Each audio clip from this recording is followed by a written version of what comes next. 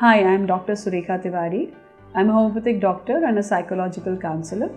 I have two clinics, one in Brookfields in ACS layout and the other is in HSR layout. Digestive problems they make the biggest body of problems, especially in India.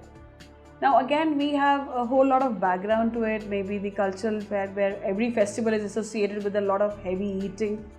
Then the sedentary lifestyle, which the industry is giving to almost everybody. Everybody has almost a 12-hour day. Then on top of that, you don't drink enough water. The food is ready to eat, or you've had food which is not sourced from nature. All these conditions can add on to digestive issues. And digestive issues have a spectrum. You cannot talk about one digestive issue when you take it under an umbrella. It could be right from your mouth ulcers to having piles. All of this will fall under the aegis of digestive problems. And digestive problems are functional in nature.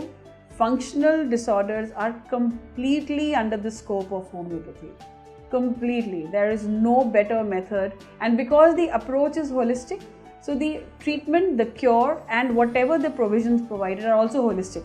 You don't need to stick on to medicines for all your life. You can get relief from the current symptoms and then learn a way of life so that you don't get ever back into that loop. But homeopathy is very effective for even maintaining higher levels of acidity, higher levels of peptic ulcers. All these things fall under piles, for example. Piles are very well under the digestive, they are under the umbrella of a digestive problem and they can be dealt with homeopathy very effectively. Migraine. Now, people think migraine is a different issue, but migraine is also a digestive related issue and it can be very well addressed with homeopathy.